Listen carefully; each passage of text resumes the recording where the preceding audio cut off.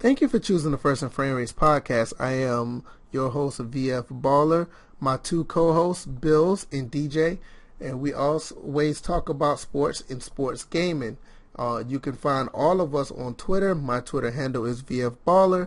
Bill's Twitter handle is Bill's Fourth, and DJ's is DJ81. You can also follow this podcast on SoundCloud. You can just search us on SoundCloud. You can also search us on iTunes. We're also on iTunes. And a few days after this podcast go up, we'll be on YouTube as well. That will be under the Silent Gamer YouTube channel. So you can always find us on there and just give us plenty of feedback. We ask for you to subscribe and enjoy the show. Oh, yeah. Definitely. Yeah, it's going to be a good one. Yeah, we're back together tonight, so... Yeah, I think this is going to be pretty good. This is episode number 46 of the First and Framerates podcast. Last couple of weeks I've been out the way. I was not able to do the recording with my fellas, and last week I just been all over the place. I had a death pretty much in the family, so last week I tried to live my normal life, and it pretty much fell to pieces at times. So, but I do have my co-hosts with me, both of them, and I really appreciate for the support they had in my situation, and we have a lot of topics that we're going to talk about. I can't even run them down. We got like 6 or 7 topics, but it's going to be a really big, really good show. Really, if I could just jump at them, we got the AAF, American football. Is it called American football? Let me get that. Alliance of American Football. Yeah, Alliance. Yeah, Alliance American Football. We're going to talk about that. We're going to talk about these domestic violence situations with Kareem Hunt and Ruben Foster. Talk about the college playoffs, and we're going to talk about Rueben Meyer. And I guess we'll throw a little bit of Access Football in there as well, as they got the Xbox certification. Before I get into the number one, topic that really caught our eye, I want to find out how my co-hosts are doing. Bills, how's everything going with you? Good. It's been going pretty well this week. The week before that was a bit taxing at times, but I'm over it and trying to head into this new year with some good vibes, and no better way than to start that by with this podcast. So here we go. Yeah, I think if we start the podcast off, I ain't gonna say start, but if we continue to go at it at a high level like we're doing now, we'll just walk into the new year like nothing happened. So I think that's a good idea. DJ, what about you? How you been doing? You know what just happened? What's that? I don't know if y'all noticed. I actually lost connection for a quick second and came back in just in time to catch this part. Oh, wow. So, okay, as far as how I've been doing okay. I'm getting some days off and been able to get some rest. Driving has been a killer. And then, last night's game was even more of a killer, but, I'm over it. Sort of. Yeah, and to be honest with you, this season has been up and down. It really has for a lot of teams. I mean, even, the Patriots have their up and downs at times, as mighty as they are. They've been, it's just this entire season, like no team, even the top teams have their setbacks. The Saints lost against Dallas, and the Chiefs are having their issues, and like the only team that's like really like untouched right now is the Rams, and I still think their home field advantage means nothing. So, but I think for the most part, I think that's probably the most actual on the field NFL talk we're going to have, because as much as exciting that was, I don't think anything is going to be as exciting to what we have in store for you on this show. The Alliance of American Football, this is a league that just been under the radar. Nobody has been talking about it. Completely under the radar. I mean, this hasn't been covered on ESPN or any other site that I've seen, any other news station. No, I think on early on my channel, the Silent Gamer channel, which this podcast will be on, I think I talked about another league could be starting up, but it was very vague. That you might could find that video on this channel, but it was so vague I really didn't know what it was about. But I don't think this is the same league, but I know there's been talks about one. But as full-fledged and fleshed out this league is now, none of us saw this coming. And we're going to talk about this league. And once again, it's called the Alliance of American Football, the AAF. And we have some big names that are actually involved with this league. And I don't want to take the reins to start it off. I want to let you guys start off. You can pick whichever one of y'all want to go first.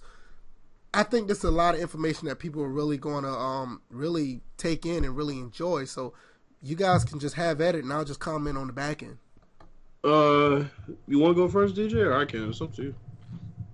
First, because I'm still processing a lot of this stuff.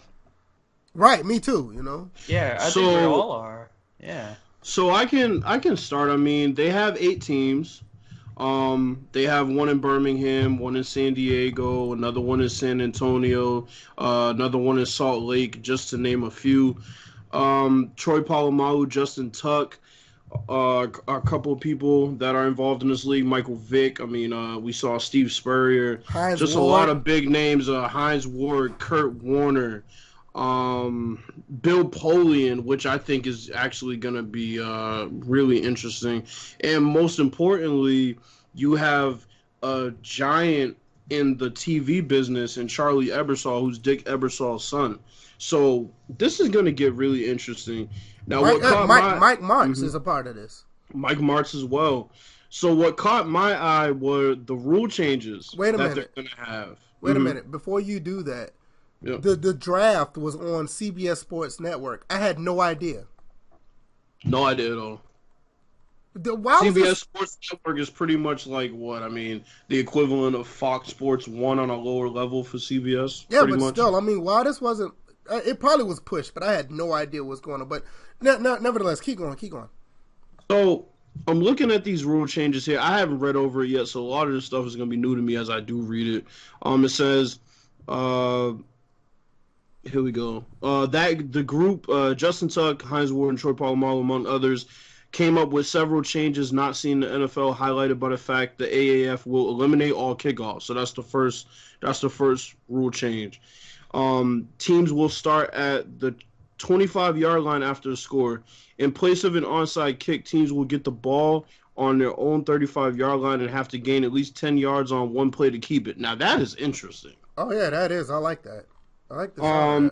That's very interesting. The league will have no extra points. All teams must attempt a 2-point conversion. I like that. That's definitely going to be interesting. The league will have shorter play clocks and fewer commercial breaks in an effort to have games last no longer than 2.5 hours. Okay, with that saying commercial breaks, what channel was this going to be on? Because I'm definitely going to be watching Duty. Oh, yeah, that's... That is actually, I think, is it at the end of this paragraph or is it at the... No, okay, it's in the previous paragraph. It says all the games will be carried on, will be live streamed for free via the league's app, which will allow for an in-game fantasy component. Okay, I like that. So here's something that y'all might not like. This kind of brings about a flag football field that I'm not exactly liking. Oh, they eliminated the 3-point stance? Yes. Oh. I don't know how I feel about that. Yeah, I don't know how I feel about that either. That's kind of... Yeah, I'm gonna have to see this in motion to see how it goes. Yeah. All players will have bonus structures based on win stats and fan engagement. The league will give them post-football career scholarships based on the number of years they play in the league. It will also provide financial wellness programs to players. All right, say that one more time, because that sounds like that's kind of geared towards college players. So it says all players will have bonus structures based on wins, stats, and fan engagement. The league will give them post-football career scholarships. So I'm guessing this is headed towards health after football. Okay, when I heard the word scholarship, that's what I was thinking. Like say for instance, if they did play in this league but still want to get their education, they can get paid and still go get their education. That's what I took, but that's what my mind was running. I'm pretty sure that doesn't what that mean, but. So Ebersol also said his father, quote, repeatedly told me that the most important thing to do, the biggest mistake he said he made was that he undervalued the absolute necessity of quality football. For me, if I was going to do this, I was always going to do it with the very best football experts. In the last quarter century, nobody has actually put quality football on the field for spring football. It was never open to conversation as to whether or not I would do this with someone like Bill Polian being my co-founder and partner. So it seems like they're all in with this. Yeah, I mean, you got people, you got to think about it. You got people with some some sort of brand, some sort of name recognition. They're not going to put their name on something that's going to crash and burn. I mean, you talk about people like Mike Martz. I mean, he's not in the NFL anymore, but he's still a name. Kurt Warner, Hines Ward, Michael Vick. These people have a name. They're not just going to they're not going to throw their name out on something that they don't feel that's going to have some type of, backing and some type of longevity. I mean, they just don't do that. So, I'm also looking at this CBS Sports, like DJ said, has agreed to show the first game in primetime on its broadcast network on February 9th. It said that is the week following the Super Bowl, which will be produced by CBS. Broadcast Network also has committed to show the league's first championship game in primetime the weekend of April 26th to the 28th. CBS Sports Network will carry a weekly regular season game. All games will be live streamed for free via the league's app, which will allow for an in-game fantasy component. Now, that's going to be interesting, too. Yeah, that's what I'm saying. When DJ said that, I thought that would be really interesting because if it has in-game fantasy while it's streaming, it's like you could do on-the-fly stuff with others while you interact, while you're watching the game. It's kind of like the game is going on, and it's kind of doing like its own thing that FanDuel does with the NFL. But they're doing their own thing, so you don't have to use that app. It's like everything is kind of like staying in-house, so everything is like transparent straight up. Anything else you want to add as far as the rules or what else? Anything else before DJ jumps in? That's all I had for the rules that I saw. DJ can go ahead and jump in whenever. Is he still there? I think DJ's gone. Oh, wow. Well, anyway, since DJ is not here, I guess he'll probably jump back in. But on the flip side of that, I'm going to go and talk about these the players that are actually in this league, because this is not necessarily like some rinky-dink league where a bunch of rejects just come in and play. The draft did take place, I think it was back in November, and they had 4 rounds. In the 4 rounds, these are some of the names and the teams that the teams that picked up certain players. Well, San Diego had the first overall pick, the San Diego Fleet. They picked up Josh Johnson out of San Diego. Now, Josh Johnson, I think he played out of Texas A&M. I believe so. I think he played at Texas A&M. The Atlanta Legends, which Atlanta has a team, they picked up Aaron Murray out of Georgia. Now, we all know he used to play for who did he get drafted by? Was it the Chiefs? Aaron Murray went to, I know he was with the Chiefs, and I believe he was with the Raiders for a short stint. Yeah, I think so. So he plays for the Atlanta Legends. All right, let's look at Trevor Knight out of Texas A&M. Knight. He came out of Texas A&M like a few years ago. Actually, decent player. Garrett Gilbert, another quarterback, went to the Atlanta. I'm sorry, Trevor Knight went to the Arizona Hotshot. So Arizona has a team. Orlando Apollos picked up Garrett Gilbert, the quarterback out of SMU. Let's look at the second round. Blake Sims. Yeah, man. that's what I'm about to say. Blake Sims of Alabama went to the Birmingham Iron, so he stays home and basically plays in the state where he played college ball at. Let's see. Stephen Morris is another one. Yeah, Stephen Morris out of Miami. The star of Miami. Right, he was a nice player. The Atlanta Legends, another pick. No, I'm sorry, not the Atlanta Legends. We're going to go to the Salt Lake Stallions. They picked up B.J. Daniels out of South Florida. Another decent pick. Christian Hackenberg out of Penn State went to the Memphis Express. That's a shocker to me. Yeah. That's a really good pick for it, and they got him out of the second round. I mean, there's only 8 teams, but still, that could be the best pick out of the draft, honestly. Scott Tolzien, Jesus Christ. Yeah, and you go into the third round. The Birmingham Iron picked up Scott Tolzien out of Wisconsin. Let's see who else. Austin Allen out of Arkansas went to the Salt Lake Stallions. Quinn McQuarrie out of Montana Tech. I don't know, not many people know him, but I've heard his name. Let's look at the last round. Memphis Express, even though they already picked up Christian Hackenberg, they picked up Zach Mettenberger, former Georgia quarterback that went to LSU. And I think he played for the Tennessee Titans. Yeah. And so, I mean, you got some fairly decent, not really good, top of the line NFL stars, but you got some guys that actually you can look at and be like, this might be worth the look. And he's 27, so you're thinking about some of these guys have hung around the NFL for a couple years, not really have much success. They're still young. Christian Hackenberg is honestly a shock to me. He's only been in the league a couple years. Right, that's what I'm saying. He just got out the league not too long ago. And I mean, and let's not talk about. I mean, let's talk about some of the actual NFL stars that are actually backing this league. Not only they're backing the league, they actually have really prominent positions in the league. Like, for instance, we're going to start in Atlanta. Michael Vick is the offense coordinator for the Atlanta Legends. Yep. Hines Ward, he's a player relations executive for this league. Kurt Warner is the lead analyst for the Alliance draft. Like you talked about earlier, Bill Polian, he's one of the top guys in the league. Steve Spurrier, he's the coach of the Orlando. What's the name of this team again? The Orlando Apollos. Yep. You know, what you saw earlier, Mike Singletary. Mike Singletary's in there. Yeah, he's a coach of a team. I mean, I think Steve Spurrier. I mean, man. I mean, you got Mike Martz he's a coach of the San Diego team. Yep. Erickson, you know, I mean, I think this is a very interesting league. Yes. You know, I think this is something that Kyrie Robinson, we talked about him earlier. He's a running back that played for the Saints in the Philadelphia. No, not the Philly. He played against the Philadelphia Eagles. He's pretty good. Yeah, he's pretty good. He's playing for, what team is this he's playing for? The San Antonio team. Yeah. I think this league, like we said, is starting a week after the Super Bowl, but I think this league has a lot of promise.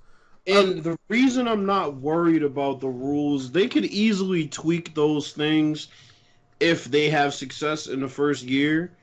But I think they have a good foundation for success based on the people that are surrounding this league from the NFL.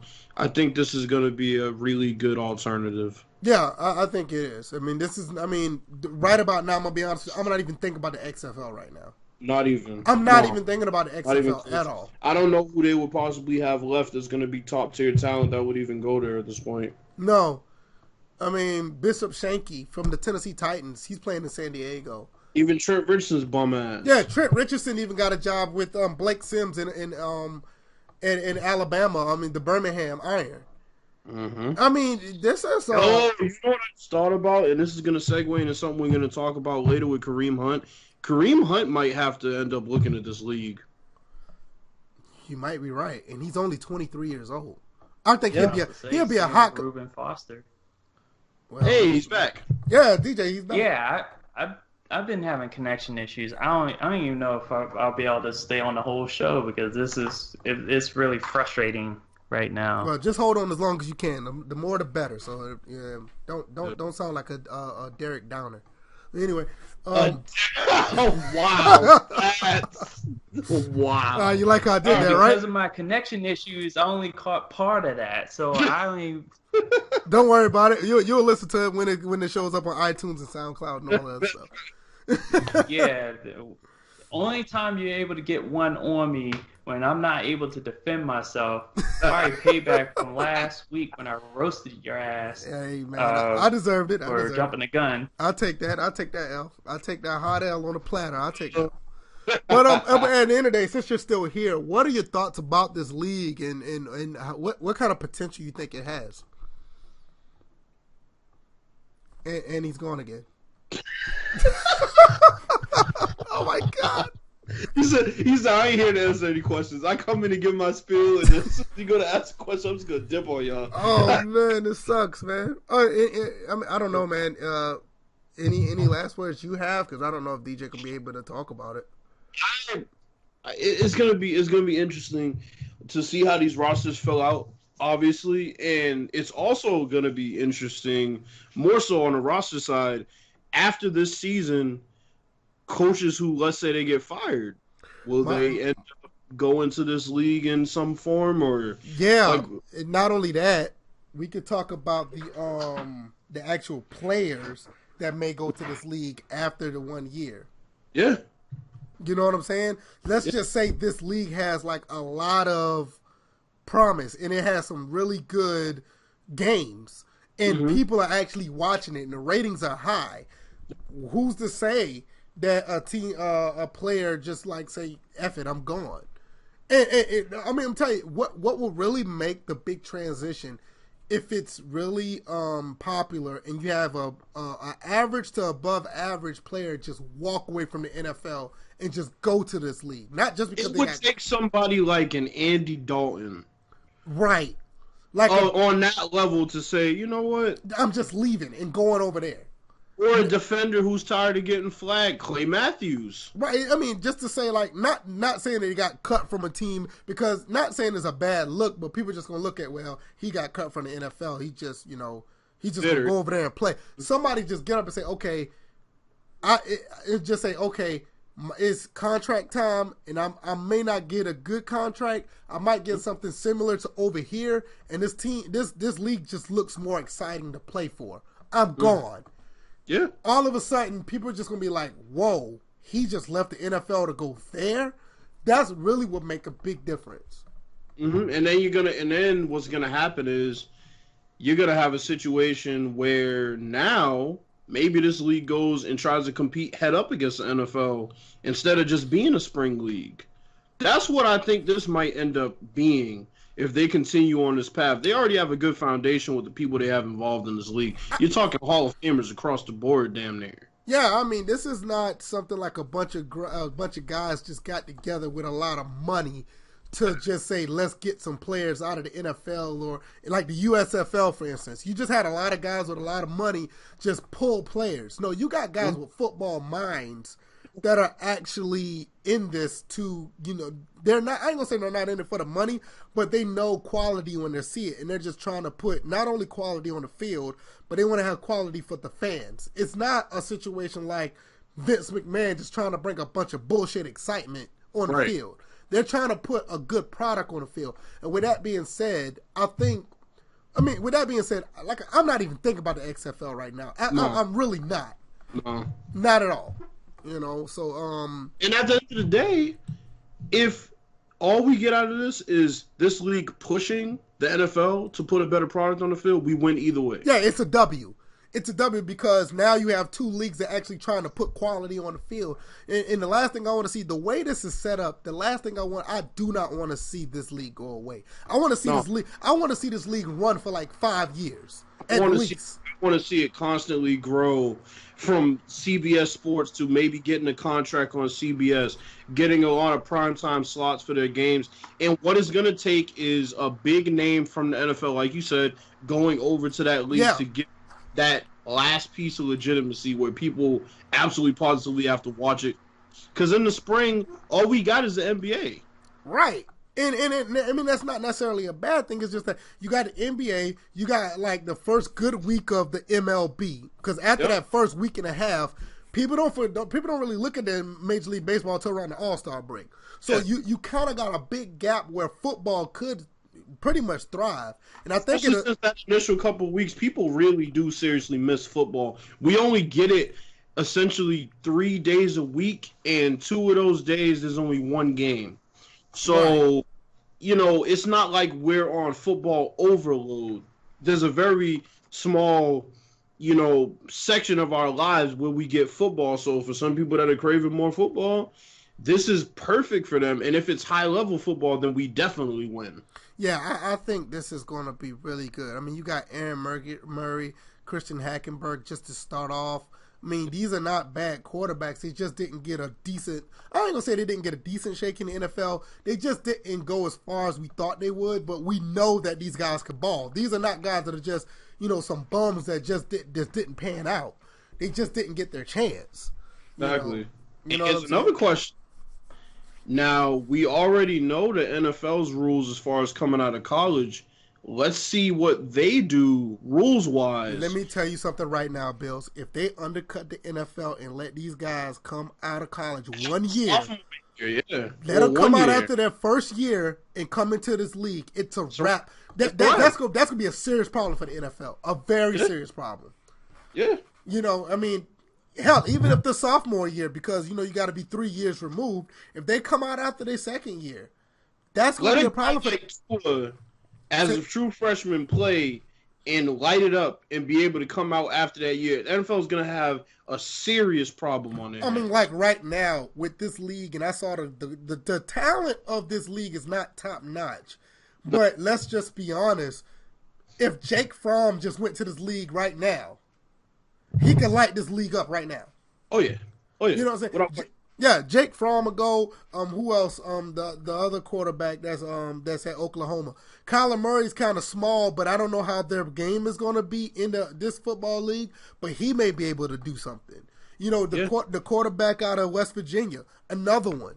You know, and this gives another thing it does is it gives guys who maybe aren't going to be drafted where they want to be drafted in the NFL draft. It gives them a chance to say, you know what, maybe I'll just go to this league for a couple years, light it up, and then probably maybe go to the NFL. Yeah, and then it's like they're making money over there, and then they can go to the NFL. So it's not like they're doing it for nothing. Like I said, college, let this league. That's one of the biggest things that they can do. Let this league do a one and done for college. If they do a one and done, the NFL gonna have a problem. It's a wrap. You know, it's just gonna be because you'll just imagine like some of these players that are in college right now that are freshmen and sophomores that are lighting it up right now.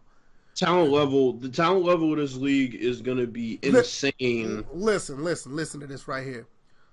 Tua right now he has a foot and ankle injury right now. He's a sophomore. He can't go to the NFL. Let's just say he just rehabs because I don't think it's nothing broken. Let's just say he rehabs right now and don't want to risk getting injured to not make it to the NFL this next year, and he goes there in February. Or let's say Jalen Hurts knows that the job is Tua's next year. He could go. Right. You know what I'm saying? It's like that's one of the biggest things that I mean that's a whole nother topic that we just went into, but right. Overall, I really like what I see in this league right now, and I hope this. I'm interested. Matter of fact, I'm 100% in. I can't wait till the games start. I need to see how this runs. And not to be that guy, but I mean, obviously, I know some people that are going to be listening to this are going to think in the back of their head, what about a new football game? Well, that's a possibility too. I'm not talking about that right now. It's a possibility. It's a possibility. It is going to be probably a few years down the road, but in all honesty, with the roster that this league might end up having, I would be open to that as well. I'm open to it. I'm not ready for that discussion. I want this league to be successful first before I jump into that. I'm more like the crawl before you walk. And let them crawl and get somewhere first, and then we'll talk about that. Because, see, people jumped on that bandwagon with XFL right now. They want XFL 2K right now. Yeah, we don't even know who's in that league. I don't care right now. I like what I see right here. Right, that's what I'm saying. It's like XFL is so far on the back burner, it's not even funny. I mean, anything else you want to add to this? I mean, I'm like really ecstatic about that. I really am. I'm right now. I mean, damn, man, we got something to look forward to right after the Super Bowl. Yeah, I mean, you got guys like Hines Ward, Kurt Warner, you know, Steve Spurrier, Michael Vick, Mike Martz. You know, eventually the Warren Sapps and the Marshall Faulks and the other retired players who want to stay around football, they're going to get involved with this league. It's only natural. Yeah. Yeah, Mike Singletary. This is great. Yeah, this is good shit. I'm sorry, this is good. All right, if you guys don't mind, I figured I made my way back. I know I missed a lot resetting my internet, so it's okay. I'm living in the 90s over here. So. It's okay. Since you're here, I'm going to ask you one more time. What are your thoughts about this league and how much potential you think it has? I think it has enough potential that it's an alternative. I'm like, just looking at it on the surface, obviously it's not going to be a direct competitor. It's going to be lining up right after the NFL ends. And it could be a nice development league type situation with highly competitive players already in place with established coaches and established former players in prominent positions. So I do see like a possible partnership down the road, but not something that kind of ties the two leagues together where it's like a feeder system? I don't think there's going to be a partnership. No, I don't think it's going to be a straight up partnership. That's what wage that would be a killer to this league. I would say it'd be like a feeder system, an indirect feeder system. You know what me and Bill's talked about before you came back on? Will undercut the NFL if they do a one and done with the college players in this league. If they do a one and done with the college players in this league, it will really hurt the NFL. Big time. Okay, I would probably have to disagree with that because the NFL offers so much money right out the gate.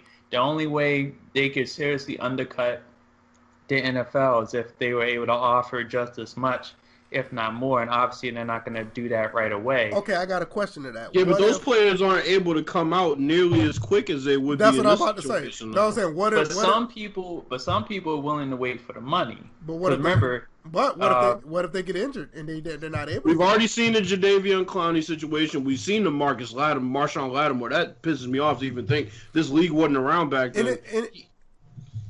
And that's what I'm saying. It's like what happens with this league is already getting television exposure. So people are going to know it's out there. If the games are exciting and the games are actually to where they actually making numbers and a couple of superstars go over there, that's college football superstars go over there early because they don't want to wait 2 more years to make some money. I think that can undercut the NFL in some type of way. And you already know there's already that whole stigma and thought process that we didn't come here to play school. You know what I'm saying? I'm not at OSU to go to school. I'm not here to go to class. I'm here to play ball. So if they're thinking that in the back of their head, they can go and get that bag real quick for a couple of years and maybe go to the NFL.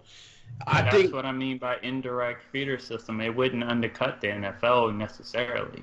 Yeah, but I mean, give it time. This league might end up getting so big that they might not want to go to the NFL. And see, that's the thing that I'm kind of worried about. If that's the case, I'm saying you give it a 5 to 7 year window, and before you know it, 8 teams turn into 16.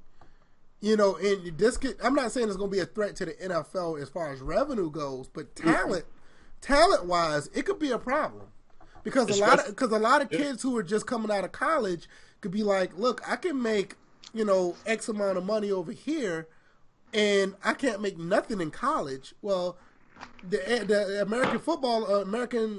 Alliance of American Football could just say, hey, look, you do 1 year in college, we got a $300,000 contract for you right here.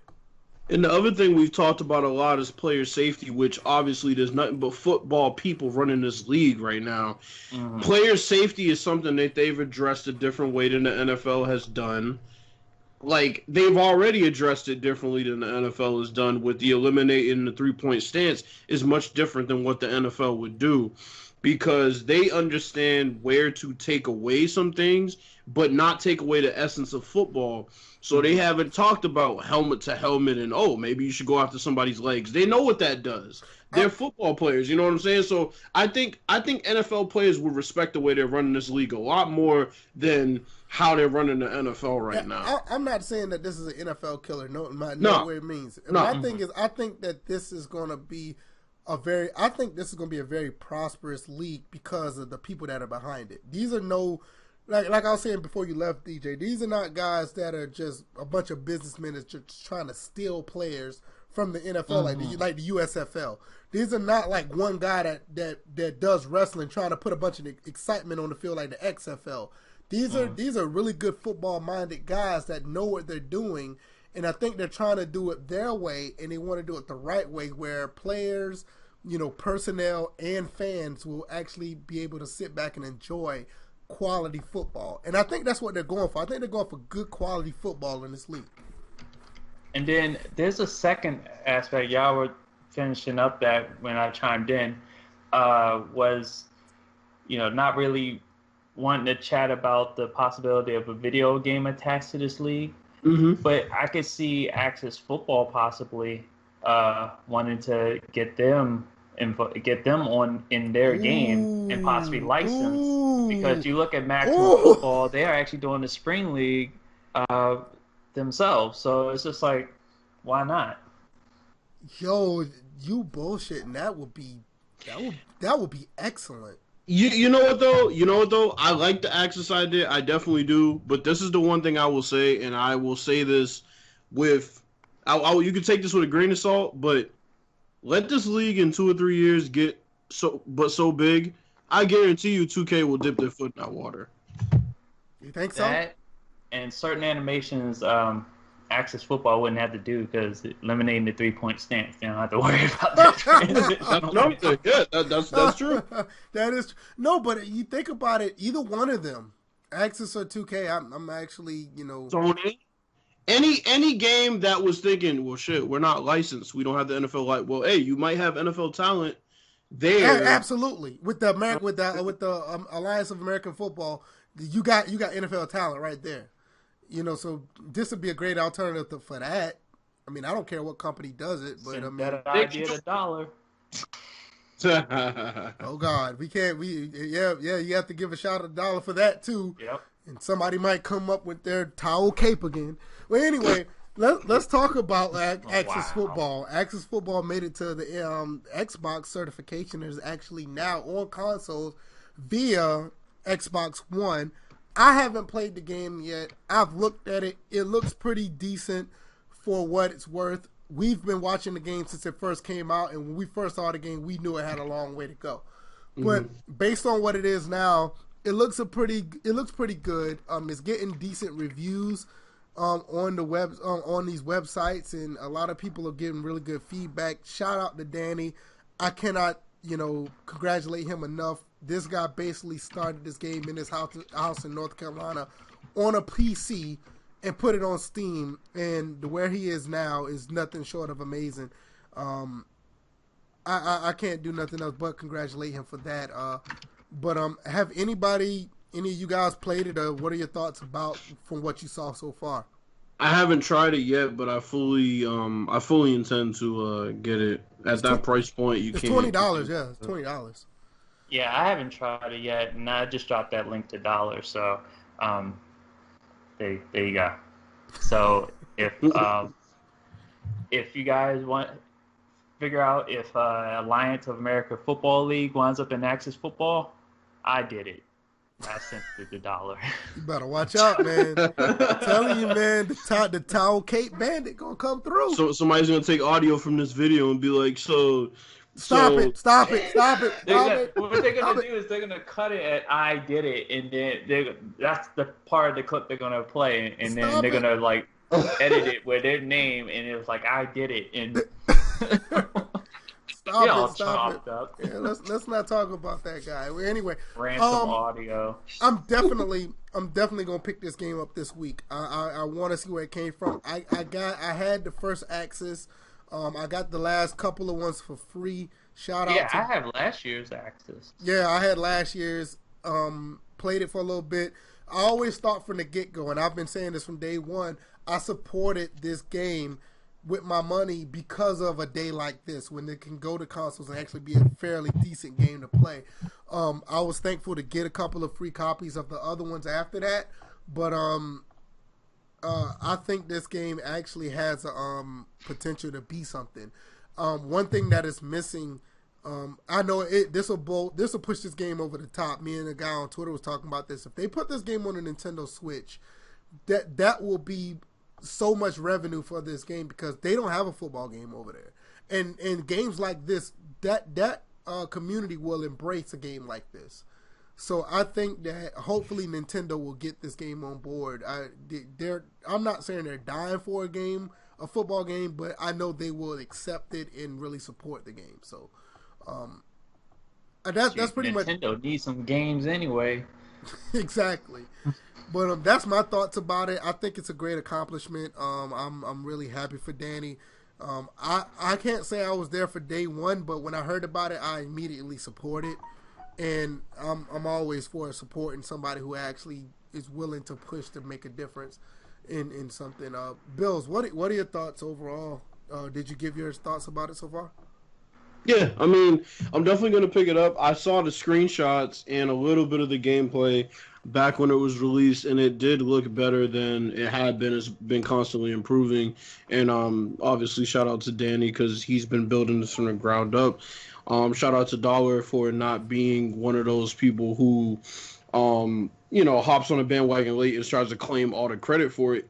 He's basically been there He's from the the guy. beginning. He's the guy. So I'm telling you, yeah. if you go on Steam and you go into the forums of the very first Axis, this dude has been pushing Axis football from the first game on that Steam forum since day one. He's been getting other Steam users to play it. He's been out here he's been making videos about it, got me interested about it, told me about it, told everybody about it, and basically he pushed it from day one. And I'm like, I wouldn't be surprised if he's in the credits. He's not. I mean, seriously. Yeah. He really put this game out there and told people where it's coming from and what they're willing to do. And like I said, it's just an amazing feat because a lot of people really bashed this game from day one and never thought it'd see the light of day after the first one. And look at it now. It's it's somewhere where another game that we won't mention that was supposed to be out and, used a particular Hall of Fame quarterback name and ran it through the mud. Matter of fact, fuck that. Where is Damon Groh?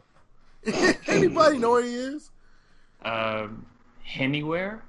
No. Jesus Christ. I don't know. I'm like at the end of the day, I'm happy for Axis, man. It's just this dude's sitting in a dark room listening to Tennessee whiskey on replay. Drinking his wife. Yo, I'll never forget that day when it was at E3 and he had that interview. The look that he had, that look was fucking... Yeah, you were the one that got the scoop. Hey, yeah, VF got the TMZ scoop, yo. TMZ, yo, VF hit us up like, yo, it's not looking too good. Yo, nah, it ain't. I was like, when I saw the thing it was gonna be for mobile, I was like, nah, it ain't looking. And when he came out, and that, I actually did, like, before all that even dropped, I did my LinkedIn investigation. I was like, oh, this is not gonna be good either. Yo, you know what's bad though? You actually have a history of that because first it was Damon Groh, then it was Carlos Guerrero. Oh yeah, Carlos Guerrero. Oh my god. He looked up his resume. It was like, so wait a minute. How does this guy exactly qualify to work? Yeah, man, the dude was doing MMOs and shit. 2 months later, he's over there touching people. Like, shout out to the Me Too movement, man. We can't say that and then say we're gonna talk about the Rueben Foster and Kareem. Oh, that's a great segue. Let's go there. All right, let's talk about Rueben Foster. Okay, so Rueben Foster was cut by the 49ers for another, I think it was a misdemeanor domestic violence situation or something. Cuts on somebody. Yeah, or something like that. But I talked about it in a prior episode. Like, I'm trying to figure out why this guy has a job because not only in the year, and not only is this what happened recently. 2018, dude had like 3 other situations with the law. So I was trying to figure out why is this guy employed. But he ended up getting employed, and he went to DJ's beloved Washington Redskins. And DJ, do you have what are your thoughts and what are your thoughts about Doug Williams' comment about Rueben Foster? I don't know where to begin. I'm like, it kind of goes hand in hand with how our season is going right now. It's just, if it could get any worse, they say hold our beers. Dumb and Dumber, Bruce Allen, and Daniel Snyder, just I don't know. And apparently Bruce Allen did investigation without checking with the police. And I'm sitting there like, how can you do an investigation without the police? So I think that the thing with Rueben Foster is, I can understand why they picked him up, and I don't think many people can. But I'm gonna play devil's advocate here for a second. The reason why they picked Rueben Foster up is because after the investigation, they found out that this chick has a history of lying on guys and lying on him more specifically about hitting her and beating her up and things of that nature. Now, he's an idiot for staying with her and dealing with her. But at the same time, I don't think he's a woman beater the way Jason Witten went on his freaking vein popping out of the side of his head rant that he went on this past Monday. And at the same token, accepted Greg Hardy as his teammate years prior, so he can shut the fuck up. Right. Yeah, I just thought about that. Greg Hardy. I just thought about that. I mean, he was trying to go off on Ruben No Foster, case but didn't he have a man should put their hands on a woman. I was like, but your teammate was over there. And we saw that, and we saw the evidence. Him. I got another one for you. And hold on, we saw the evidence of what Greg Hardy did to that woman. Yo, I got another one for you though. Randy Gregory. Oh yeah, that's another one. Oh, yeah, that's two Brian. Teammates that you. That's Brian.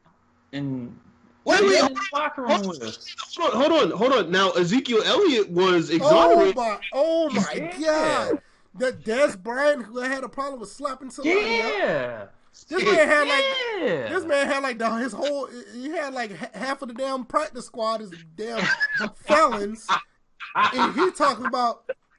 Get the fuck out of here. Oh my God! But that's the point. Is like Jason Witten has some nerve, and we're gonna get into my situation. Like I said, I think Ruben Foster got picked up because the Redskins know for a fact that he didn't touch that girl.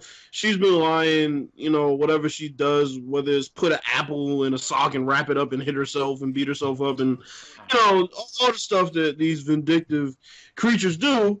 I think they found that out. Yeah. I found that out. And, hey, I mean, it is what it is. I think they found that. Creatures. Just put it out there. We all are creatures.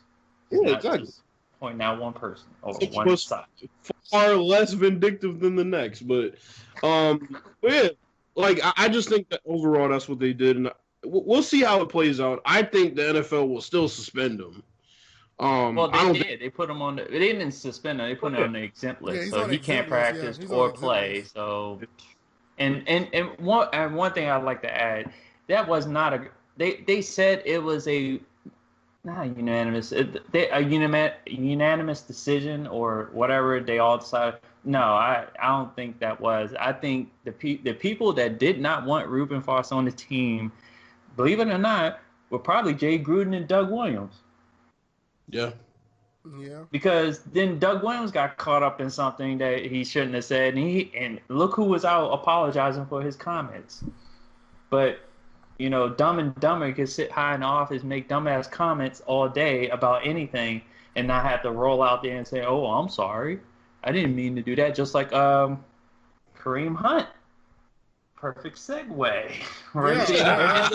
Now, we could talk about him too. Now, Kareem Hunt. I mean, everybody saw the video. I mean, he pushed the girl down, kicked her while she was down. Well, all this other stuff. Hold up. No, I'm gonna let you finish. Technically, no. Let me interrupt. Technically, he did not push her. He pushed his friend who collided with her, which she went flying into the wall. Didn't really hit her head, but she's holding her head because of the whiplash effect. The only thing that Kareem Hunt literally did was kick her, and it wasn't even that hard of a kick. But I digress. Go ahead, Via. No, I mean they showed the video of him in the situation with the girl, and there's a lot of reports going out about how belligerent the girl was, and they all were. Yeah, it just caused it just caused a real conversation that some people don't want to have. It's like. A lot of people saying that when is it a good time to hit a woman or you never hit a woman? Good time. I'm just saying. Hey, I'm just saying. And I'm gonna say this, and I know people might not like it. It's like, look.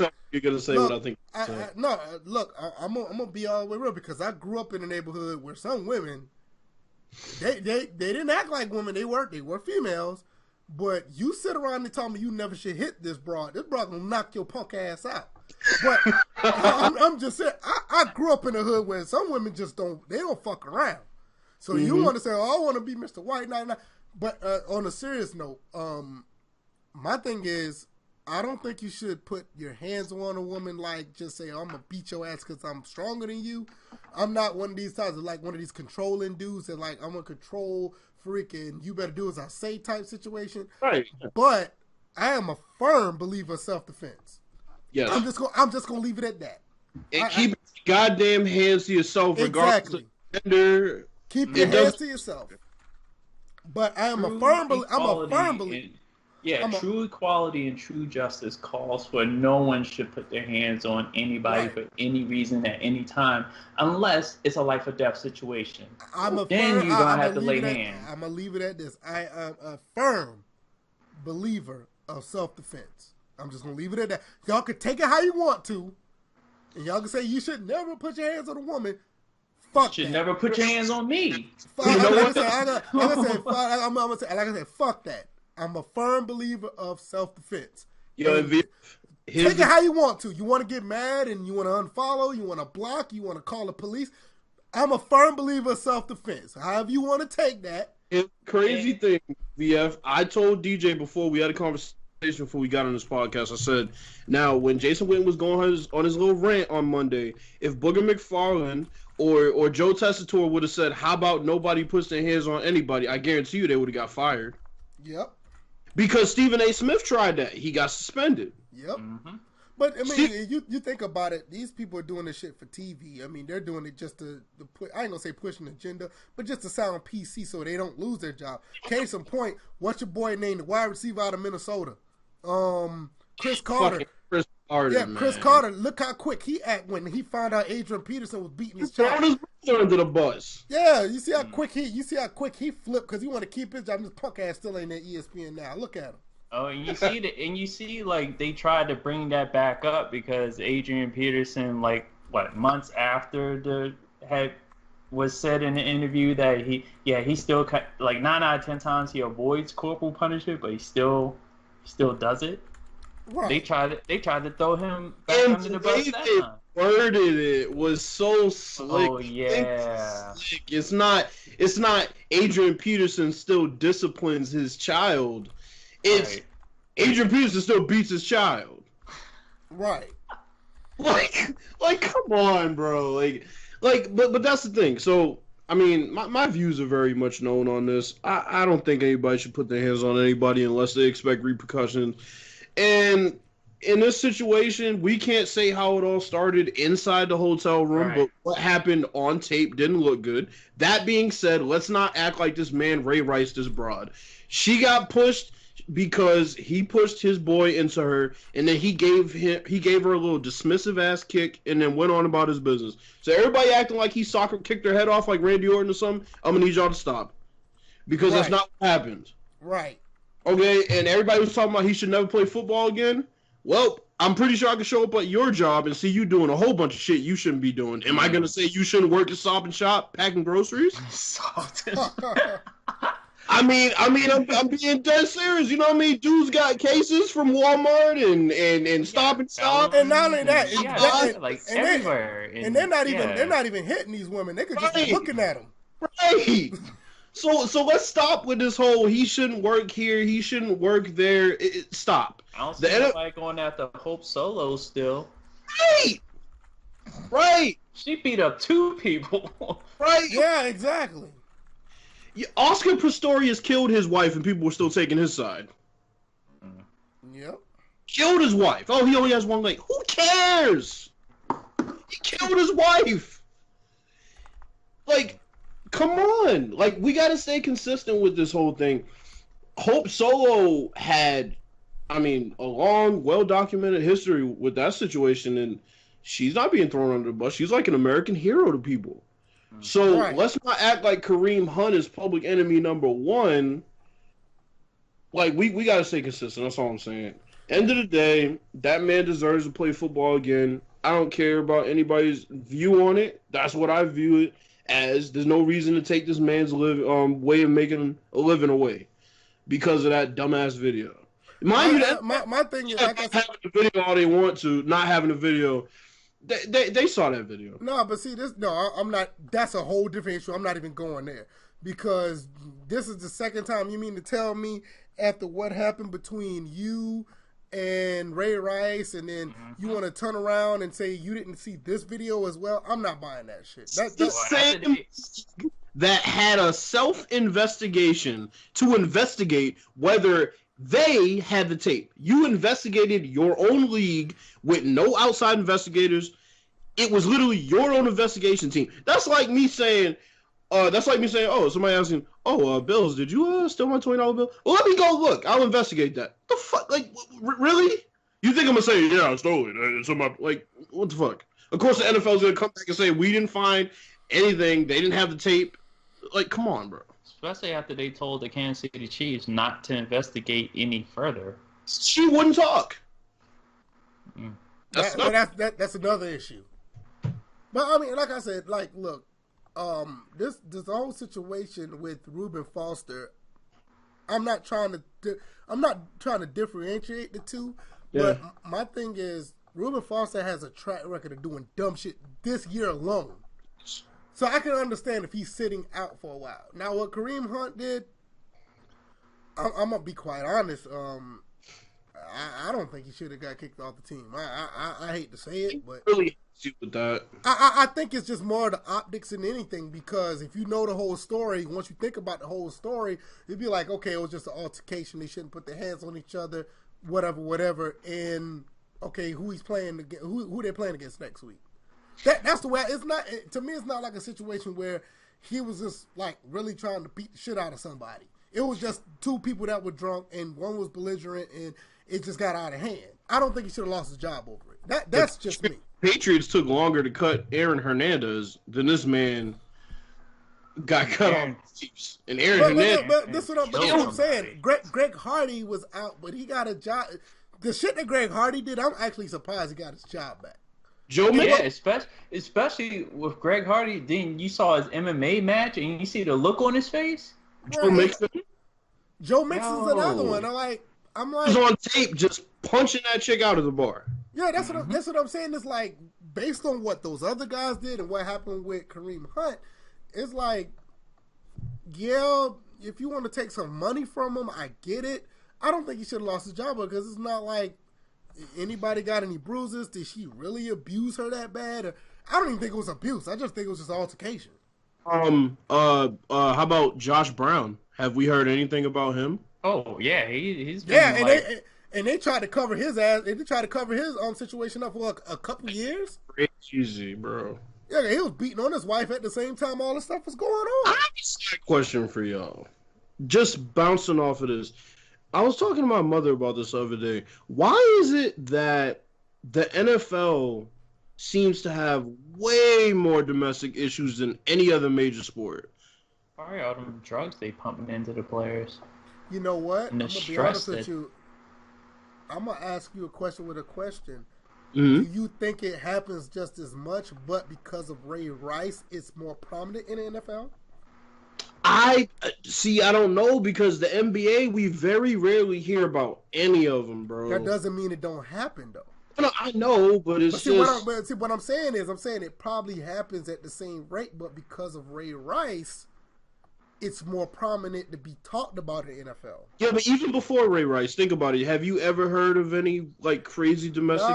No. The closest thing, the closest thing I remember is the Malice in the Palace and Spreewell choking out his coach. Wait a minute, hold on.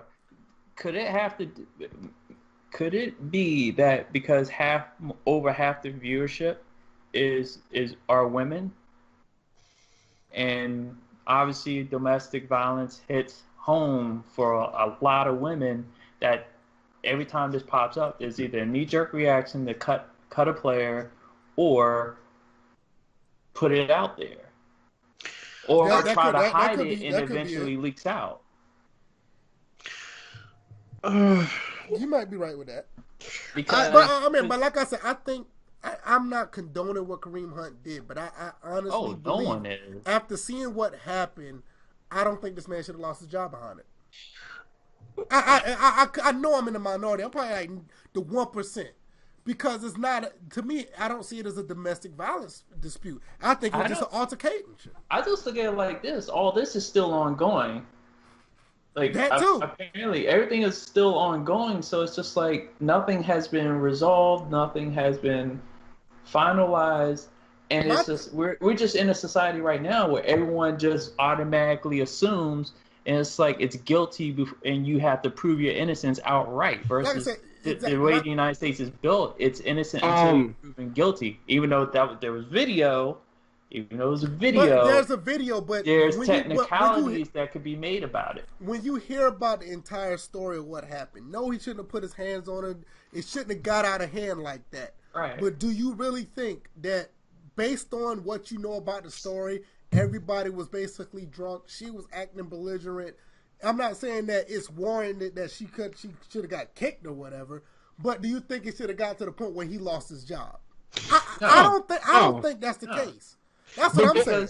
Because I do see instances of that happening with regular people. I remember this one doctor, she lost her job because she was on video where she basically cursed out her Uber driver. I don't think she deserved to lose her job. I just think that she deserved to be like maybe put on leave without pay for a little bit, just to chill out or whatever. If they suspended Kareem for the next 4 or 5 games, I would not have had a problem with it. Right. Not saying that I have a problem with him getting cut now. I mean, that's their decision. I don't have a problem with it. I just don't think it should have happened. What you saying, Bill?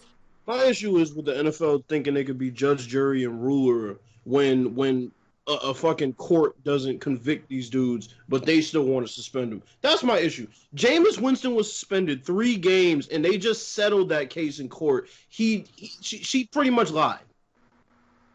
Well, I'm not touching the lying part.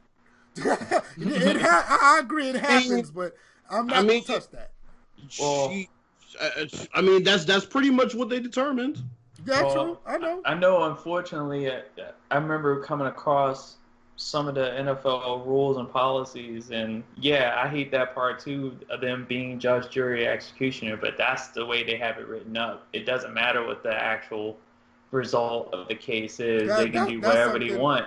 It's in the CBA, and now you really have to now blame the NFLPA for even allowing that to be agreed upon. But here's the thing. So back to the question I asked you. I think I have a theory. Is it because there's such a short span of time that a player could possibly be in the NFL that maybe these like in the NBA, the females that are dating these players might not necessarily want to go and automatically get these dudes charged with these crimes, but in the NFL, it's like they automatically know this dude might only be a top player for a couple years, and they automatically go for it. I mean, come on, man. These women out here, and I'm gonna say it like this: these women out here know the game as far as the financial situation of an athlete. See, it was shady. Some of them probably know them better than the damn athletes themselves. Mm-hmm. So, with that being said, they know what time it is when they're trying to get a cash grab to some of these guys. I mean, it's different in the NBA. Stupid. Yeah, I think it's different in the NBA than the NFL. I think that might be why. I mean, you look at the shady situation. Right. Even Ezekiel Elliott situation. But exactly. And then let's attack it from the other side, because I know the other sides will be like, well, it doesn't happen to the women professional athletes. yes, it does. Yeah. In that situation. Yeah. I'm like,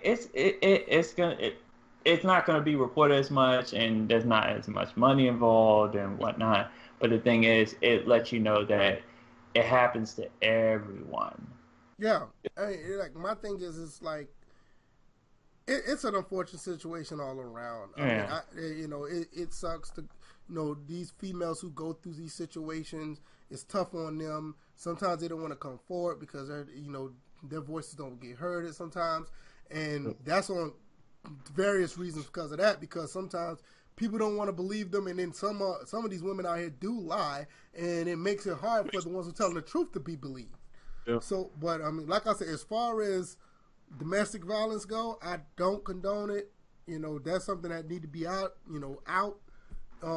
Shouldn't have no parts in society. As far as hitting others, I'm like I said, but I'm a firm believer in self-defense. If you get mad at that, that's on you. I don't care how big or smaller you are. If I feel like you're threatening my life, I'm a believer of self-defense, and I'm just gonna leave it at that. And all I'm gonna say is, if I know that a white water shark is gonna eat my ass if I kick it in the head, I ain't gonna go kick a fucking white water shark in the head. That's all I'm gonna say. Nah, DJ, I'm F5 in a shark. I'm F5 shark. If y'all believe me, Jesus Christ. Look at him. It's a tweet that I put out. There was tips on how to face a shark once if you're caught in the ocean. Oh my god! you deal with talk about like go for the eyes and gills, like but it's a shark. Speaking of domestic violence situations, you had a coach that pretty much he didn't do anything as far as domestic violence, but he did damn near look stupid in as far as the cover up of domestic violence situation, and that almost cost him his job at Ohio State. But now he's leaving Ohio State, citing it's best for him to step down. Urban Meyer once again is leaving the college ranks again. No telling what he's doing this time around. I think he's going to end up coaching again. I think he's doing the same thing that he did when he was at Florida, and quite frankly, I think he's a con man. What are your thoughts about Bill? What are your thoughts about this Urban Meyer situation? I think he's gonna retire and let things blow over. Probably be back in a couple years, just like you said. I'm not gonna go as far as calling him a con man. Man. But yeah, I mean, overall, it's pretty clear that's what he's gonna do. I don't think he's gonna retire. I definitely don't think he's done in football. Just gonna take a couple years and let people kind of forget like they always seem to do, and he'll be back. What about you, DJ? What you think about this guy? Urban Meyer, who? Wow. Urban con man Meyer. I mean, who's the bigger con man? Him or Cal Anderson? Oh God. Yeah, pretty much. But Con Anderson. Con Anderson. Con Anderson. But for real, I really don't have much to say about the dude. He obviously messed up big time. But the fact that he had a chance to get his job back just to go out smoothly, that if this man's shade of skin was a little bit darker, he wouldn't have had that chance. Let's just say that. I agree. Yeah. I agree. A matter of fact, he would have been gone. He would have been fired. Yeah, he would have been gone. It wouldn't have been we're gonna put you. We're gonna. Did they suspend him with pay and then they reinstated him? Now all of a sudden it's just like, you know what? If you head out the back door, they won't get you. His retirement is such an admission of guilt. It's not even funny. Shit, that got them. That what you call it? The press conference in the beginning of the season was an admission of guilt. You need to go back and look at that press conference that he had when he was asking questions about the season. I saw it. That was horrible. But I don't have nothing else to say about the con man. I mean, as far as I'm concerned, I mean he's just out here just getting money from these schools, man, and just fucking them up and leaving. I wonder what his severance package going to be. Who knows? That's why he's retiring. That severance package. He pulled a Rick Pitino. Right, Urban Meyer left Florida, and they, to be honest, for all intents and purposes, they haven't been the same since. Yeah, they've been okay, but they haven't been Florida. Ohio State may still be okay, but the jury's still out on that because, I mean, Ohio State wasn't. They were somewhat on the decline this year, based on their standards. Because they lost to Purdue, and they almost lost a couple other games, but they haven't been as dominant as they were like the years past. But we'll see how that goes. College playoffs. Bills, I know you had something you wanted to say about the college playoff. I find it interesting. Every year around this time, we seem to be, as college football fans, talking about the same thing. And it's pretty much the standards for how these teams get into this playoff. And everybody you ask seems to have a different answer. Some people think you should have a conference championship. Others think it doesn't matter. Some think record matters. Others don't. Some think eye test matters. Others think stats matter. I think the issue this year, Georgia has 2 losses. Right. There are a good percentage of people that think Georgia should have made it in. Notre Dame is undefeated. There are a good number of people who think Notre Dame don't belong in there just because they don't have a conference championship. There are a good portion of people who still would have put Alabama in if they lost. There are a good portion of people who thought Oklahoma didn't deserve to be in, and that Ohio State deserved to be in. So it's like, depending on who you ask, the only 2 locks in that playoff were Notre Dame and Clemson, because they're undefeated. So my question to y'all is, do you, like what would be your standard of, like, in this situation this year, with this specific situation of these teams, like, what would your standard be, and would there be any loopholes based on eye test or any of those things? Like, do you think a conference championship absolutely matters if a team isn't in a conference? For example, like Notre Dame. Like, what are y'all's thoughts on that? DJ, you want to go first? Let's see. I would look at the prestige of the conference championship itself. Mm-hmm. Then I would go to the prestige level of the team that won the conference. Mm-hmm. Because that way the loophole would be Notre Dame, the prestige of Notre Dame versus prestige, because obviously Notre Dame is an independent. Mm-hmm. So that would automatically give you a comparison without worrying about conference championship and conference title. But if you're comparing other teams, other conferences, compare the prestige of the conference and the championship and the team itself thereafter. And then I could say the tiebreaker is who they faced in that conference championship. Leave everything in that conference championship.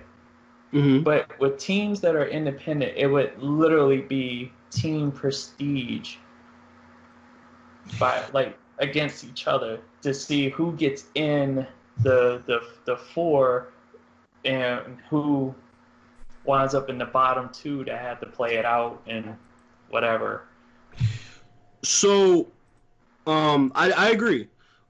The one thing I would ask, and then I'll get to VF, would be, okay, in this situation, do you agree that because Notre Dame is undefeated, that they should make it in? And if they weren't undefeated, let's say they had 1 loss. Let's say they lost to USC, that close game that they just had. USC was unranked. Would they automatically be out?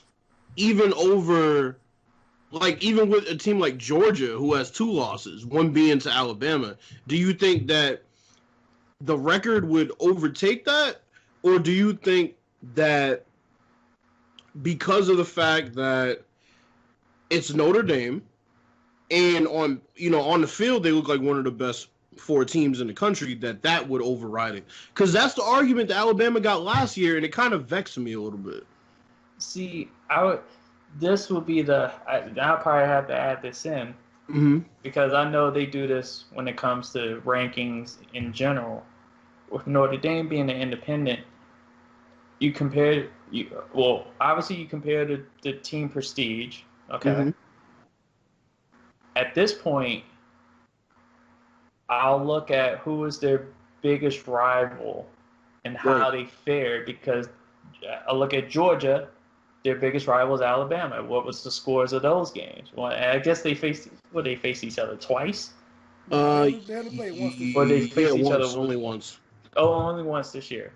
And just look how they did against their biggest rival for each one. So Notre Dame versus Michigan. Right. And of course, Notre Dame won, so I'm going to give it to Notre Dame to get in. Plus, they went undefeated.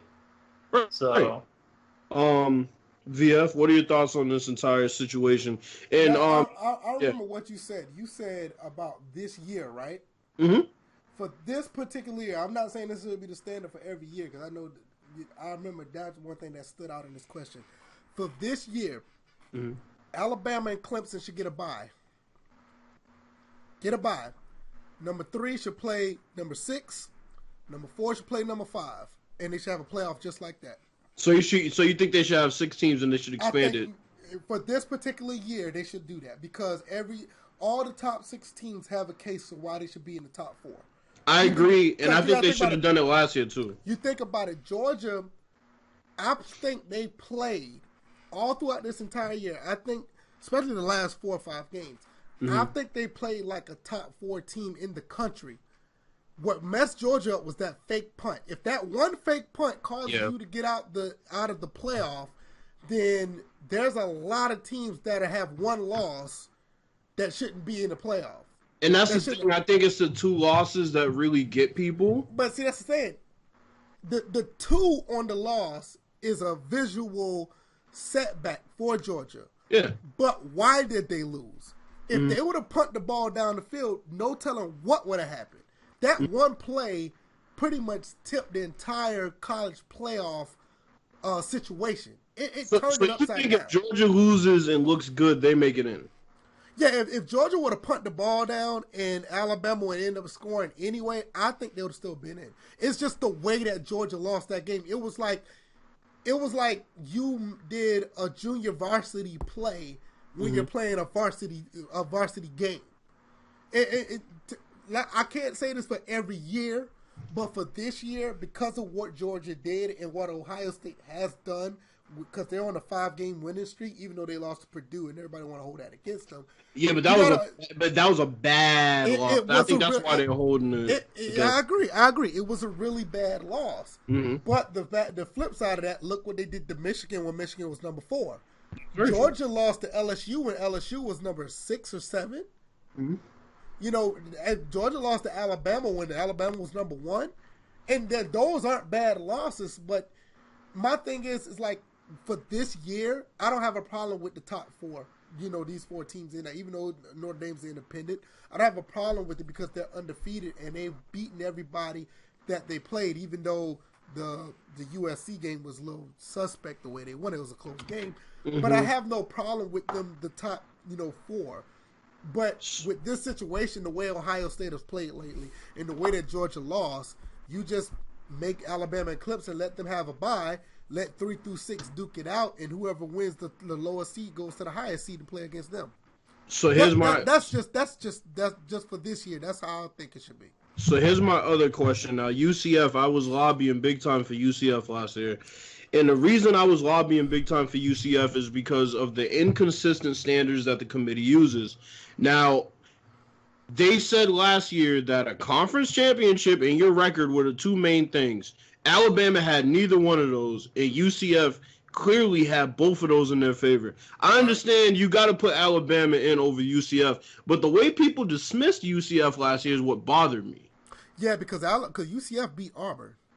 They beat Auburn. They were undefeated. Conference championship, they had all that. Alabama didn't have a conference championship last year because they lost to Georgia, didn't they? No, they just they just didn't make it down last year. Oh yeah, they just didn't make it because Georgia beat Auburn in the national championship. SEC championship. Right. The thing is, and what I hate is, okay, I don't think that saying, well, you can't tell me that such and such is not a top 4 school in the country. I don't think that is a good basis for an argument because that's like an eye test. You know what I'm saying? Now, obviously, you could say it about Alabama and you wouldn't be wrong.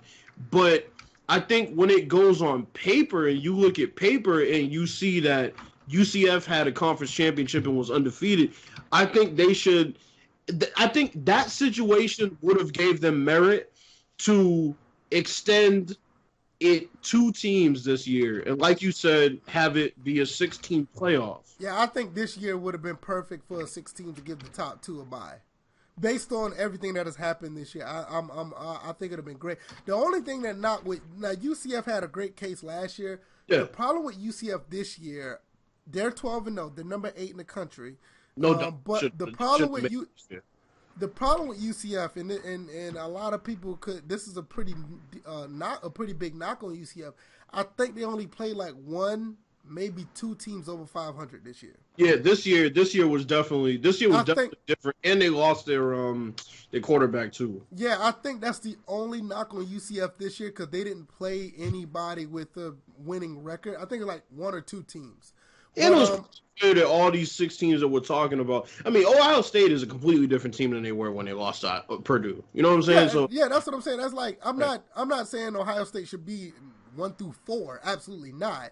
But I'm just saying it's just that the way things are set up now, the way they dominated against Michigan and the way that Georgia lost that game to Alabama, I can see where you can make the top 2 a bye and let 3 through 6 duke it out. And that's what was so shocking about that was the way they beat Michigan. I mean, people were talking about Michigan making the playoff. But the way Ohio State beat them.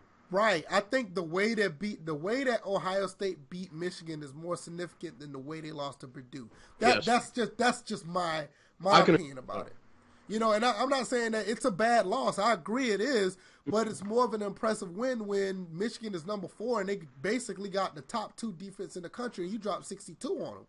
Yeah, you know, I completely agree. You know, but that like I said, that doesn't absolve them for being like that doesn't mean that they should be anywhere no higher than they are. 6 is fine for them, but it's like if they just beat Michigan by like 3 or 7, they could have stayed. You know, they could have stayed number 9 for all I care. Mm-hmm. You know, if they had beat them by that much, but they dropped 60 on that team. So yeah, I get it, but the circumstances that has happened with these top 6 teams. I think it'd have been good football too if they just made the top 2 a bye and let 3 through 6 duke it out. So overall, I'll ask you. So what do you think is gonna happen in this playoff, DJ? Let's see. Because we got Bama versus Oklahoma and Clemson versus Notre Dame.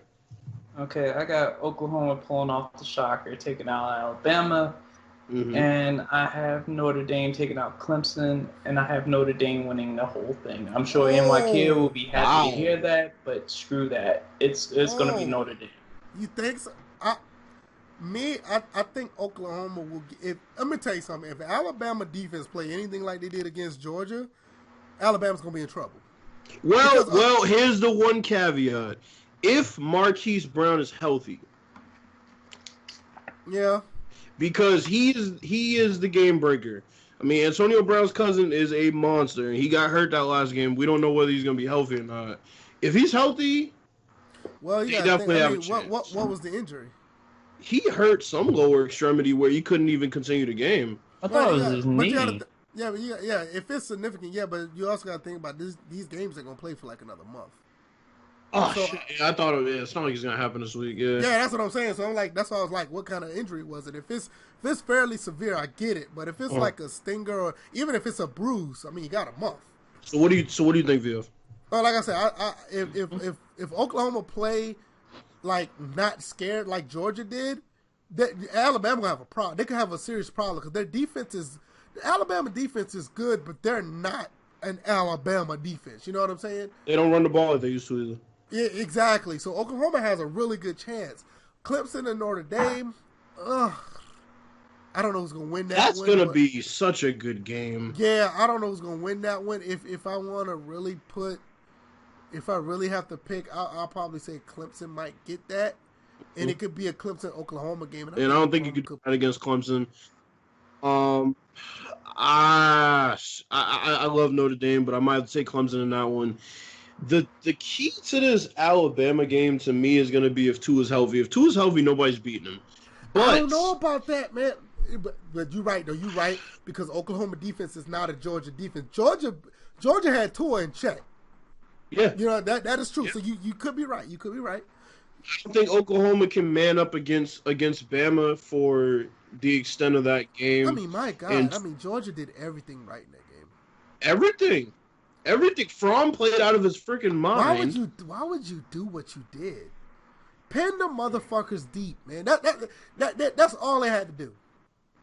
And why, for the love of God, could they not stop Jalen Hurts from rolling out to the right? You already know he's not going to roll out to the left. He can't throw the ball going to his left. Listen, I get it. That first touchdown that he scored, I get it. Yeah. I get it because it's a brand new wrinkle. He just came in the game. I get it. But after that first drive, all you did was give him more fuel to his fire when you did that fake punt.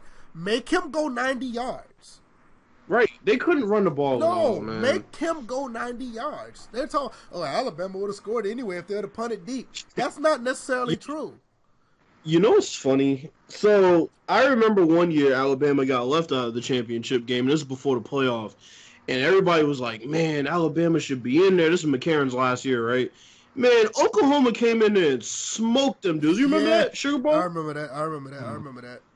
I could see that happening again out of nowhere. I don't think so, but, man, with Oklahoma's offense, I could see him jumping on them and Alabama not being able to recover. I don't think, like I said, Alabama got a good defense, but I'm telling you, if Oklahoma come in that game with the same type of confidence Georgia had, Alabama could have a problem because Georgia could score points, but Oklahoma could score points. Dude, it's still in the back of my head. I'm telling you that Oklahoma game, I remember, I'm like, Alabama should really be in the national championship. And then Oklahoma just came out. Nobody was giving Oklahoma a chance. And Oklahoma just came out and cooked them dudes. Right. Who was Landry Jones? Yeah, was it Landry? Yeah. I think it was. I think you're right. His last year. And nobody was giving Oklahoma a chance. They came and gave him a 40-piece. Alabama got dominated. That might play a role this year. Yeah, it could. I would say Oklahoma could put up points. And like I said, if they show up like, hey, look, we're not scared to play this game. Alabama could be in trouble because this is Oklahoma could put up 24 points in like 7 minutes. You know what I'm saying? Oh yeah. You know, so it could be a problem. You know, so but I think it's going to be interesting. I can't wait. New Year's week. That's when those games start. In 11 days, I got to talk about this. In 11 days, my Georgia Southern Eagles is going down to Alabama. They're playing some bullshit bowl. I don't know the bowl name. But I'm just happy that they're going to a bowl. I know it's in Montgomery, Alabama, and I'm going to try to go to that bowl. I hope that... The Sheets Bowl game? Yeah, whatever. It's like Concetta or Cormicia Bowl or something like that. I don't know what it's called. But... hold on, real quick. I gotta read this. I gotta read this because it sounds so similar to right now. It says Oklahoma defeated Alabama 45-31 in the process of overcoming the largest spread in BCS history. They were 17.5-point underdogs. Oh wow. Yeah, isn't like the spread. Oh, Trevor Knight. Trevor Knight was good. Hey, go Trevor Knight. Isn't Trevor Knight playing for the American what is it? Alliance of American Football? Oh, yeah, he got picked in the first round. 32 for 44 for 348 and 4 touchdowns. Yeah, he plays for the Arizona Hotshots of the. Yep, Coach Newhouser was his coach. So watch out for that, people. Hey, man, Lightning might strike twice with that. Man, watch out for this football league too. I'm actually excited about that. I'm amped about that. We got anything else? What about you, DJ? Except VF out here on these streets stealing Sega Genesis. Who's still a Sega Genesis? What the hell are you talking about?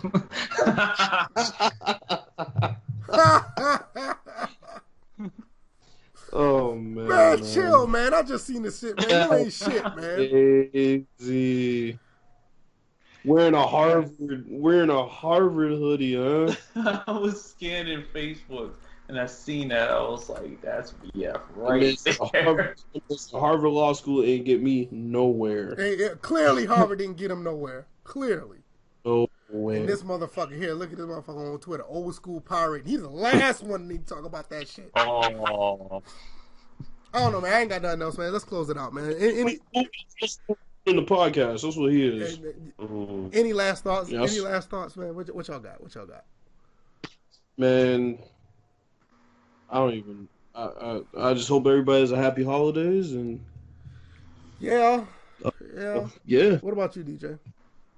I hope everybody has a happy holidays, except for the Washington Redskins right about now. Man, they're catching L's back to back, man. They have, at this point, in order for something to grow and whatever, it has to die first. I urge every Redskins fan who still purchase tickets or whatever, don't go to any more games. Just empty the stadium. If you're going to go, show up in a paper bag and stuff like that. Protest the team, not because of the name, because of the two dumbasses that run the show. And that's the only way you're going to get change. This team needs, I'm like, the front office needs to go from the top all the way down. We've had too much talent roll through here to not to be mediocre the way we are, but we're cursed because of who's running the show, and it's a shit show right now. So I got one last comment. The AFC is wide open now. That's all you gotta say? That's it. I mean, that's it. That's all I got. Kareem Hunt was the element that brought. I got you. That's what you were trying to say. I just thought you just said the AFC, but I didn't know the Kareem Hunt element was behind it. Oh yeah, I'm with you. I'm 100% with you. I got you. Yeah, I mean, the Chiefs were clearly front running. I mean, but now, you got the Texans, you got the Pats still hanging around. People are sleeping on the Chargers. Speaking of the Chargers, how the hell did they come back and win that game? Mike Tomlin, the most overrated coach in football. I woke up this morning and noticed that they won because I watched half of it. I went to bed. I got 33-30. How the hell? Wow. Mike Tomlin's the most overrated coach in the history of the Steelers franchise, and he's definitely the most overrated coach in football right now. And we didn't even talk about Mike McCarthy, but I guess we'll have to. Yeah, we'll say that for another day because I saw some of the analysis of him. Just to keep it short, he was literally running the same plays that they used to run that Super Bowl year, and teams have caught on it so easily. That's why none of this shit is working. He been running them same plays since 2010? Yep. Some of the same plays that he ran in 2010, he's been running this season, and that's why they've been losing. Except Jordan Nelson. Yep, that's why they've been losing games because people have been watching their playbook, and he has not innovated, not at all. But you know what? All that time, they've at least been winning. Meanwhile, Jay Gruden, who can't call a play to save his life, has been not been innovative at all. He's been innovative, all right. He's been bringing the. And one more thing. Oh God. I'm sorry. One more thing. Fire Marvin Lewis. Oh God. Finally, just come on. And didn't they hire Hugh Jackson? As a special assistant. In which certain quarterback took offense to. How you want to hate on somebody getting hired? They're obviously a coveted coach. I don't have an issue. Mayfield needs to stay in his lane. I don't have an issue with Baker or Hugh Jackson, but that return to Cincinnati did not look good against the Browns. Not at all. It just didn't look good, bro. Just look at it like this. The team wanted his services. He took it. Hey, I don't have any issue with Hugh Jackson, but I just think Baker Mayfield should have stayed in his lane. Hey, I'm offended because our old coach was a consultant on the team that we faced later that week. Well, tell your team not to fire Hugh Jackson that quick. Consistent, but that's consistent with what the culture has been in the NFL. You know that. Should be happy that a black man was able to land on his feet. Wait a minute. You asking Baker Mayfield to do that? Oh boy. I mean, let's be honest. I'm not trying to throw any race situation out here, but what color is Baker Mayfield? He dances like a black guy, but let's be honest. At the end of the day, he does not relate to nothing what you just said. You asking him to be proud of a black man getting a job a week after he got fired? He does not relate to that. Matter of fact, I hate to say it, a lot of Caucasians don't relate to that. And it sucks, but that's the society we live in. It's probably mad. BF just alienated about half this. But I'm being honest. Podcast. Listen, what this podcast is about? We speak our mind is uncut and authentic. I'm not going to sit here and lie, but that's the honest truth. They can't relate to that. They can empathize, but they don't relate that. What about the ones that grew up in the hood? How about them? They can't relate. They get jobs before us. Wait a minute. How you know? I lived it. I lived it. I've seen it. I have too. Okay, so why are you asking me? You brought it up. I mean, as far as being white, not being able to relate when I was trying to bring everyone together, but you wanted to break Look, everybody apart. So This is first in frame rates where we support firing Marvin Lewis and Jason Garrett. Yeah, all right, look, we EEO, we equal opportunity. Yeah, look at that. This is the first you impression. did consultations, You you sitting there, and get Lovie Smith back in the league too. Integration, you believe in segregation. I'm trying to I bring believe in everybody. segregate. Go sit down. Oh! What are the black players gonna push different sleds now to the white players? I'm not touching I'm that. rusted. I'm not touching that shit. Like, hold up, Baker Mayfield, you throw this football. RG3, you throw that football. I know it's a little flat, but still throw it. Gruden already tested that out. RG3, you play with this offensive line. Wow. You see how that come full circle? God. Oh, let's wrap this up before we being racist as fuck right now. This is the first in Framerates podcast. This was episode 46. I hope you guys enjoyed it. You can follow us on Twitter. I am VF Baller. Bills is at Bills4. DJ is at DJ81. You can catch this podcast on SoundCloud. Just Google, well, not Google, just go to SoundCloud and hit the search engine, First in Framerates. Also catch us on iTunes. Do the same thing. Go to iTunes, catch the search engine, First in Framerates. You can always go there. Please hit the subscribe button if you go to those websites. If you also go to YouTube, I usually put this the episode up a couple days later after the initial upload. You could Except for the last except for the last episode. We're not gonna go there. Except for the last episode, which will be up.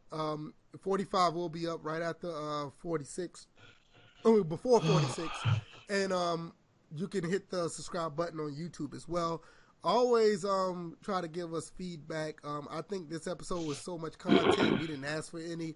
I hope you really enjoyed this podcast, this episode. A lot of information was put out there. Let us know what you think about the new football league, these domestic violence situations, college playoffs, the con man Rueben Meyer, and also congratulations to Access Football, where you can catch that game on Xbox One and show support to Danny.